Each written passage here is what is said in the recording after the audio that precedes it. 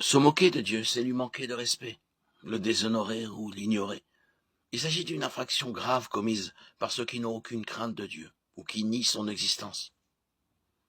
La forme de moquerie la plus facilement reconnaissable est le manque de respect caractérisé par des insultes verbales ou d'autres actes de dédain. Elle est associée au ridicule, à la moquerie et à la défiance. La moquerie est une attitude déshonorante qui témoigne d'un manque d'estime, de mépris, voire d'une hostilité ouverte. Dans la Bible, la moquerie est un comportement et une attitude de l'insensé, psaume 74, 22, du méchant, psaume 1, 1, de l'ennemi, psaume 74, 10, de celui qui déteste la connaissance, de l'orgueilleux et de celui qui ne peut être enseigné. Le moqueur va au-delà d'un simple manque de jugement et prend une décision consciente pour le mal. Les moqueurs sont dépourvus d'esprit d'obéissance, de capacité d'enseignement, de discernement, de sagesse, d'adoration ou de foi. Pourquoi chercher à persuader d'autres de la véracité de notre croyance en l'existence de Dieu? Pourquoi les chrétiens ne peuvent-ils garder leur foi aux confins de leur foyer et église, comme on le leur demande souvent?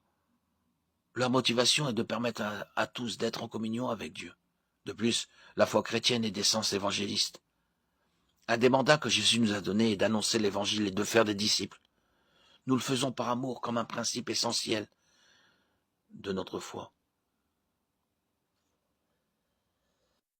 Dieu ne nous aime pas parce que nous sommes aimables ou méritons son amour. Bien au contraire. Depuis la chute, l'homme est en rébellion contre Dieu et lui désobéit. Jérémie 19 décrit notre état intérieur. Le cœur est tortueux plus que tout. Il est incurable. Qui peut le connaître? Notre être intérieur est tellement corrompu par le péché que nous n'en mesurons pas nous-mêmes l'ampleur. Notre être naturel ne peut chercher Dieu, l'aimer et le désirer. Jérémie 17, 9. Romains 3, 10, 12 décrit bien l'état de l'homme naturel non régénéré. Il n'y a pas de juste, pas même un seul. Aucun n'est intelligent, aucun ne cherche Dieu. Tous se sont détournés. Ensemble, ils se sont pervertis. Il n'y en a aucun qui fasse le bien, pas même un seul. Comment donc un Dieu saint, juste et parfait peut-il aimer de telles créatures? Pour le comprendre, il suffit de lire 1 Jean 4, 8, qui nous dit « Dieu est amour ». Aucune autre affirmation n'est plus importante que celle-ci. C'est une vérité très profonde. Dieu n'aime pas seulement, mais il est amour, dans son caractère, dans son essence même, sa nature. Nous sommes éprouvés de diverses manières. Devenir chrétien implique souvent de sortir de notre zone de confort pour nous aventurer dans l'inconnu. La persévérance dans l'épreuve produit la maturité et la plénitude spirituelle, comme l'écrit Jacques. Mes frères et sœurs, considérez comme un sujet de joie complète les diverses épreuves auxquelles vous pouvez être exposés. Jacques 1, 2.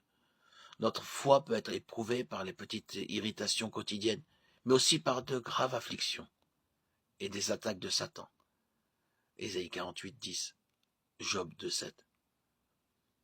Quelle qu'en soit la source, il est bon pour nous d'être éprouvés.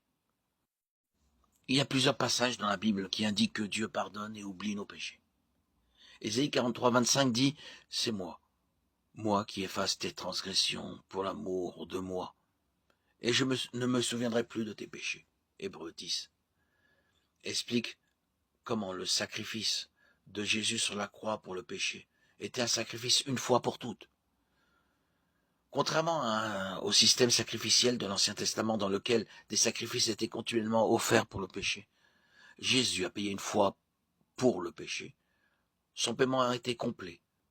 Hébreux 10, 14, 18 dit « Car par une seule offrande, il a amené à la perfection pour toujours ceux qui sont sanctifiés. » C'est ce que le Saint-Esprit nous atteste aussi, car après avoir dit « Voici l'alliance que je ferai avec eux, après ces jours-là, dit le Seigneur, je mettrai mes lois dans leur cœur, et je les écrirai dans leur esprit. » Il ajoute « Et je ne me souviendrai plus de leurs péchés, ni de leur iniquité. » Or là où il y a pardon des péchés, il n'y a plus d'offrande pour le péché. Nous parlons parfois de nos émotions qui entravent notre jugement parce que notre nature pécheresse a corrompu nos émotions. Mais Dieu n'a pas de péché, ses émotions sont incorruptibles. Par exemple, il y a une grande différence entre la colère humaine et la colère divine. La colère humaine est volatile, subjective, et trop souvent hors de contrôle.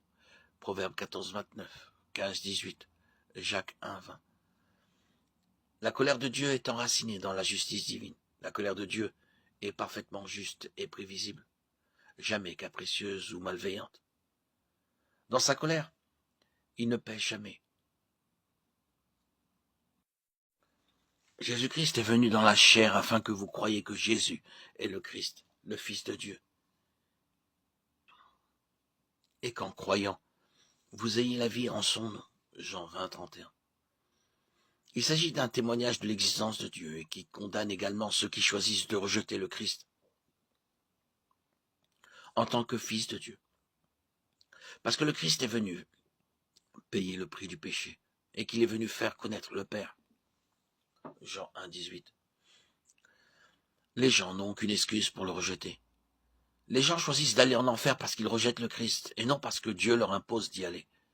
Dieu a payé le prix, s'est révélé à tous. Et maintenant, les humains sont sans excuse. Romains 1, 20. Dieu permet aux gens de naître pour leur donner l'opportunité de croire. Mais c'est la responsabilité de la personne de faire ce choix. Quel genre de Dieu serait-il s'il ne donnait pas aux gens la possibilité de placer leur foi dans le Seigneur? C'est un concept très difficile à saisir. Nous ne pouvons pas, si ce n'est que nous accrocher à ce que nous savons de la nature et du caractère de Dieu. Nous ne pouvons qu'avoir confiance que sa souveraineté et sa miséricorde ne se contredisent en aucun cas. Et croire tout simplement que tout ce qu'il fait ou permet sera finalement pour sa gloire. Dans une foi et une soumission totale, dans une obéissance totale, nous nous soumettons à lui dans l'adoration, avec confiance, qu'il opère toutes choses d'après les conseils de sa volonté. Éphésiens 1, 11. Et que ses voies sont parfaites. Même si nous ne les comprenons pas, il est le rocher, ses œuvres sont parfaites. Car toutes ses voies sont justes. C'est un Dieu fidèle et sans iniquité. Il est juste et droit. Deutéronome 32, 4. Nos esprits finis ont du mal à comprendre qu'avant la création de l'univers, Dieu existait seul. Nous savons de Jean 1, que Jésus a également existé. Au commencement était la parole était avec Dieu, la parole était Dieu. Le Christ, préincarné, était intimement uni au Père, de manière à participer à sa gloire et à être appelé Dieu de manière appropriée. Il a lui-même expliqué en Jean 17, 5. Et maintenant, toi, Père, glorifie-moi auprès de toi-même, de la gloire que j'avais auprès de toi avant que le monde soit. Nous savons également que le Saint-Esprit était présent avant notre création. Genèse 1, 2 décrit l'Esprit se mouvant au-dessus des eaux, de la terre sombre et sans forme. Ainsi, avant même que le temps n'existe, Dieu existait en 3 personnes, le Père, le Fils et le Saint-Esprit. La Trinité existait en parfaite harmonie et sans défaut, ayant tout ce dont elle avait besoin l'une dans l'autre. David a dit dans le psaume 16, 11 qu'il y a d'abondantes joies, des délices éternelles dans la présence de Dieu. Cela signifie que le fait d'être en présence de Dieu entraîne un sentiment de joie, d'épanouissement et de plaisir irrésistible. Avant la création, Dieu ressentait une joie et une plénitude totale, alors qu'il se voyait parfaitement et communiait avec lui-même. Dieu a connu et connaîtra toujours une joie totale, parce qu'il a une connaissance complète et parfaite de lui-même. Ainsi, avant de créer l'univers, Dieu a éprouvé une satisfaction absolue en lui-même. Dieu a habité joyeusement seul dans l'éternité en tant que Trinité. Ces 3 êtres étaient en communion les uns avec les autres de toute éternité. Ils s'aimaient les uns les autres. Nous savons qu'à un moment donné, ils ont discuté de la rédemption de l'humanité. Mais tout le reste est un mystère. Éphésiens 1, 4, 5, 2 Timothée 1, 9, Jean 17, 24. Le sens de l'humour peut être défini comme la capacité d'avoir conscience d'apprécier ou d'exprimer ce qui est drôle.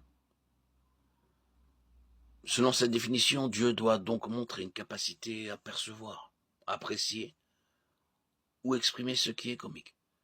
La difficulté est que les gens perçoivent différemment ce qui est comique et ce que l'homme pécheur comprend comme étant drôle n'amuserait pas un Dieu saint et parfait. Une grande partie de ce que le monde appelle l'humour n'est pas drôle, mais est grossière et ne devrait pas avoir de place dans la vie d'un chrétien. Colossiens 3:8. D'autres formes d'humour sont exprimées aux dépens des autres, en les démolissant plutôt qu'en les édifiant, ce qui est également contraire à la parole de Dieu. Colossiens 4:6, Éphésiens 4:29. Un exemple de l'humour de Dieu est le cas où les Israélites utilisaient l'arche d'alliance comme un porte-bonheur en l'emportant au combat. Et les Philistins ont fini par la capturer et la placer dans leur temple devant leur idole de Dagon. Le lendemain, ils sont entrés dans le temple et ont trouvé Dagon couché sur le ventre devant l'arche. Ils le remirent en place. Le lendemain matin, ils étaient de nouveau là, mais cette fois, il avait les mains et la tête coupées comme symbole de son impuissance devant le Dieu de l'arche. 1 Samuel 5, 1-5. Le fait que Dieu ait mis Dagon en position de soumission à son arche est une image comique. Cet incident est un exemple de Dieu qui se moque de la bêtise de ceux qui veulent s'opposer à lui. Voici de leur bouche, ils font jaillir le mal, des glaives sont sur leurs lèvres. Car qui est-ce qui entend? Et toi, Éternel, tu te ris d'eux, tu te moques de toutes les nations. Psaume 59, 7, 8. Le psaume 2 révèle également que Dieu se moque de ceux qui se rebellent contre sa royauté. C'est comme l'image comique d'un enfant de la maternelle qui, fâché contre ses parents, s'enfuit à la maison, jusqu'à la maison de son voisin.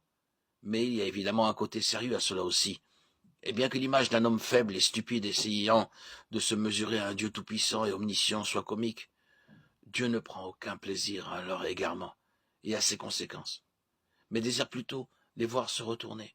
Ézéchiel 33, 11, Matthieu 23, 37, 38. On ne plaisante pas en présence de quelqu'un qui vient de perdre un être cher. Les plaisanteries stupides sont déplacées en de telles occasions.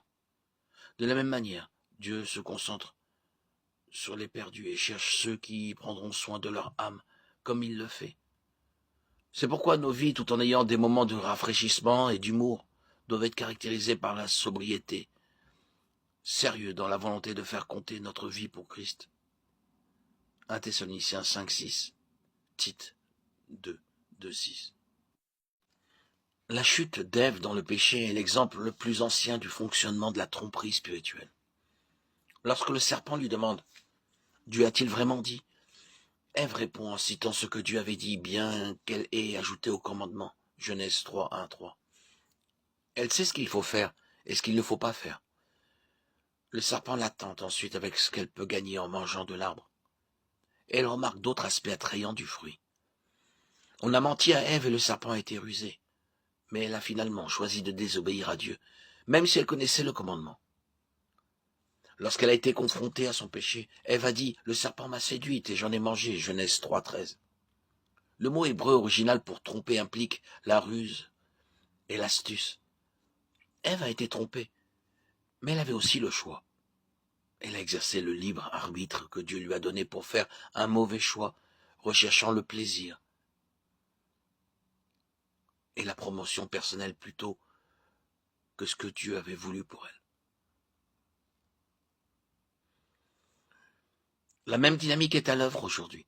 Satan fait appel à nos désirs naturels et nous incite à les satisfaire d'une manière qui déshonore Dieu. Notre désir d'autosatisfaction rend la tromperie de Satan d'autant plus puissante.